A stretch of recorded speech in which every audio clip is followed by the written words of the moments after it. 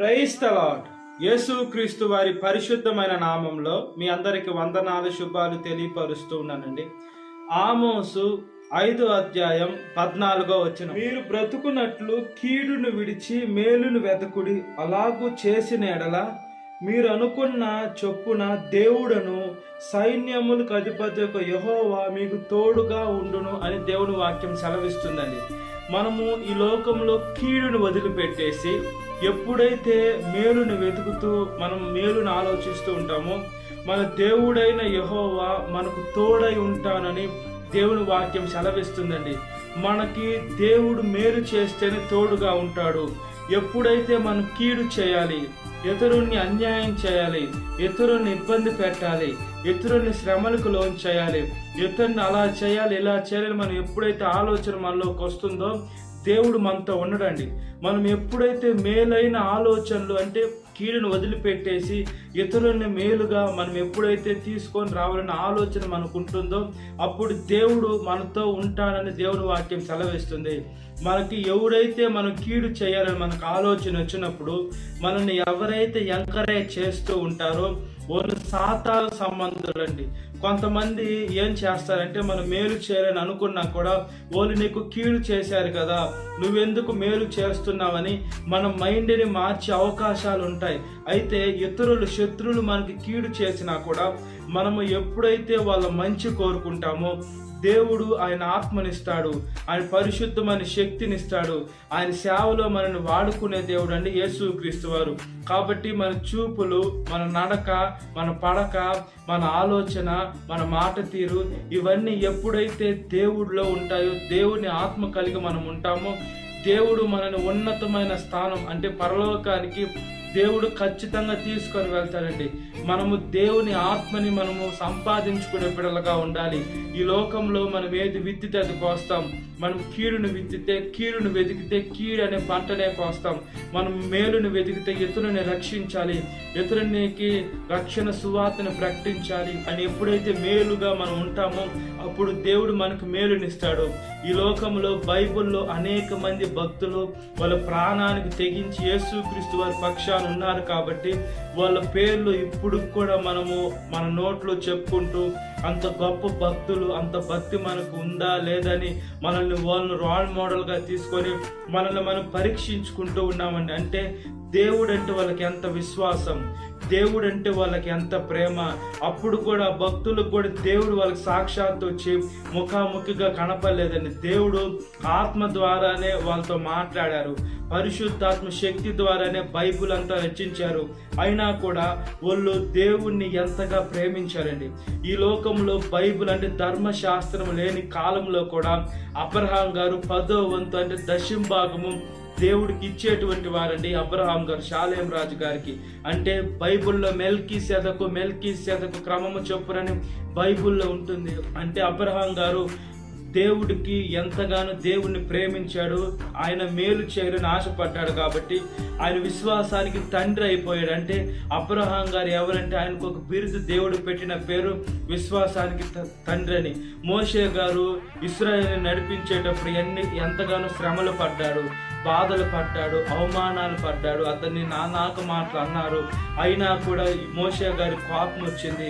ఒకసారి దేవుడు ఇచ్చిన రాతి ఆజ్ఞల పలకాన్ని పగలగొట్టేశాడు, మళ్ళా కష్టపడి రాశాడు.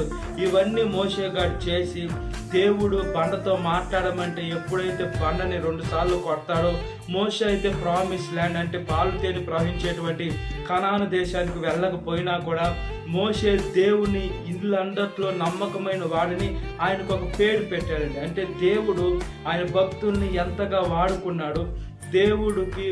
దేవుడు బిడ్డలుగా వాళ్ళు ఎంతగానో అందరికి మేలు చేయాలని చూసినా కూడా మోషే గారిని ఎంతగానో సనిగారు, ఎంతగానో కొనిగారు, మోషే గారిని ఎంతగానో దూషించారు.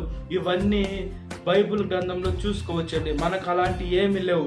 మనం ఏం చేయమన్నాడంటే దేవుడు దేవుడు వాక్యం మన చేతిలో ఉంది కాబట్టి మనము ఆ వాక్యము నేర్చుకొని సర్వలోకానికి వెళ్ళి సర్వ సృష్టికి సువార్తను ప్రకటించాలి. మనం తెలిసిన మాటలు చెప్పమన్నాడండి యేసుక్రీస్తు వారు. అయితే మనం చెప్పకుండా, మనం దేవుని మాటను వినకుండా ఇతరుల దగ్గర డబ్బు ఎలా కొట్టేయాలి, ఆస్తి ఎలా కొట్టేయాలి, తమ్ముడికి బాగుండా అన్న ఎలా కొట్టేయాలి, లేదా అన్నకు బాగుండా తమ్ముడు ఎలా కొట్టేయాలి, అక్క చెల్లెళ్ళు వీళ్ళు ఎలా అనే ఆలోచన, ఈ లోకానుసారమైనటువంటి కీడు చేసుకునే ఆలోచనలే వస్తున్నాయి. కానీ మేలు చేసేటువంటి ఆలోచనలు ఎవరికి రావడం లేదండి.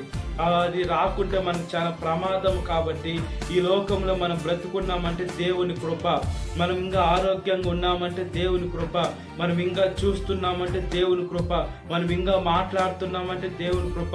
ఇంత కృప కలిగిన దేవుణ్ణి మనం పెట్టుకొని ఈ లోకంలో మనము మన ఆలోచన ఎలా ఉంది, మన మాట తీరు ఎలా ఉంది, మన జీవితం ఎలా ఉంది, మనం పరిశుద్ధంగా జీవిస్తున్నామా లేదని మనల్ని మనం పరీక్షించుకున్నప్పుడు మన జీవితము మనకు అర్థమైపోతుందండి. మనం ప్రతిరోజు మన మనస్సాక్షిని కడుక్కుంటూ ఉండాలి. అయ్యా, నా చూపుల ద్వారా పాపం చేస్తుంటానేమో, నడక ద్వారా పడక ద్వారా పాపం చేస్తుంటానేమో అని మనల్ని మనం కడుక్కుంటూ ఉండాలండి. మనం ఎప్పుడు కూడా ఇతరులకి మంచి చేయకపోయినా పర్వాలేదు, కానీ కీడు చేయకూడదని కూడా దేవుడి వాక్యం సెలవిస్తుందని. మన దగ్గర ఒకటి ఉంటే దేవుడు ఇవ్వమని చెప్పాలా, నీ దగ్గర రెండు ఉంటే ఒకటి ఇవ్వమని చెప్పాడు. అది మనం చాలా జాగ్రత్తగా ఆలోచించాలా.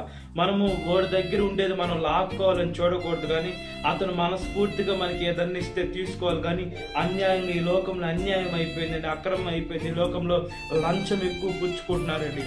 ఈ లోకంలో సాతాను బిడ్డలు ఎక్కువైపోయారు, సాతాను పట్టిన మనుషులు ఎక్కువైపోయారు.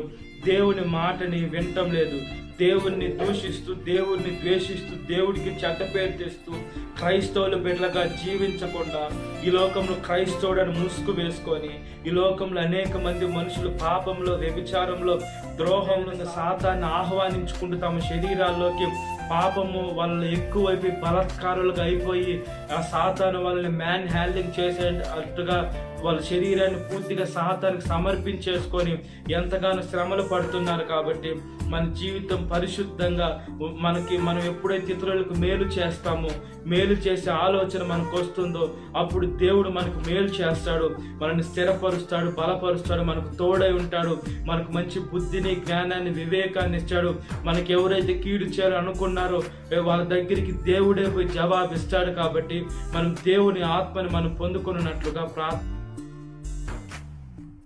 మహాపరిశుద్ధాత్మదేవ, మా ప్రియ పరలోకమందున తండ్రి, అయ్యా, మా చూసే చూపు, నడిచే నడక, చేసే క్రియ ప్రతి ఒక్కటి ఆశీర్వదకరంగా, దీవెనకరంగా, మహిమకరంగా చేయమని అడుగుచున్నామయ్యా. అయ్యా, ఇతరులకి మేలు చేసే బుద్ధిని దయచేయండి దేవా. ఈ లోకంలో దేవా మేలు చేయాలంటే అతని ఆడ బాగుపడిపోతాడో, అతని ఆడ గొప్ప స్థానంలో ఉంటాడో, అతని ఆడ గొప్పవాడు అయిపోతాడని మనుషులు వేసే వాళ్ళని వేసే మేలు చేసే అధికారం ఉన్నా, వాళ్ళకి సహాయం చేసేదానికి శక్తి ఉన్నా కూడా సహాయం చేయకుండా వెళ్ళిపోతున్నారయ్యా. ప్రార్థన చేస్తున్నాం దేవా. అయ్యా, మా ప్రార్థన దయతో ఆలకించండి. ఈ లోకంలో ఏది విత్తుతామా పంటనే కోస్తాం దేవా. అయ్యా, దుర్మార్గుడు, దుష్టుడు, సాతాను పట్టిన లోకంలో ఉన్నారయ్యా. సాతాను మాటనే వింటున్నారయ్యా.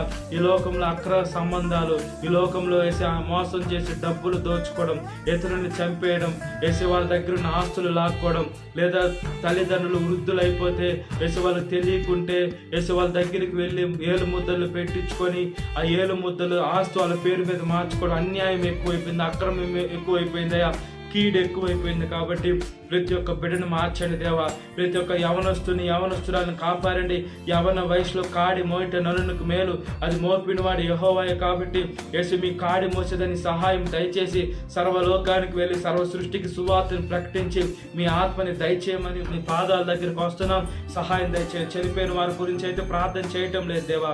యేసు వాళ్ళ బంధువర్గాలు, వాళ్ళ రక్త సంబంధికులు, వాళ్ళ కొలిక్స్, వాళ్ళ శ్రేయోభిలాషులయ్యే బాధ లేకుండా ఓదార్పు, శాంతిని, సమాధానం దయచేయండి. బాధ అనేది ఉంటుంది కానీ గాయం రేపేది మీరే, గాయం కట్టేది మీరే. సహాయం దయచేయండి. క్రైస్తవులకైతే ఒక నిరీక్షణ ఉంటుంది దేవా. ఎప్పుడైనా మిమ్మల్ని చూస్తాము నిరీక్షణ ఉంటుంది. కాబట్టి మేము నీటి బాప్తీసం తీసుకొని మిమ్మల్ని సొంత రక్షకుడు అంగీకరించి మీ ఆత్మను పొందుకునే బిడ్డలుగా సహాయం దయచేయమని అడుగుచున్నామయ్యా.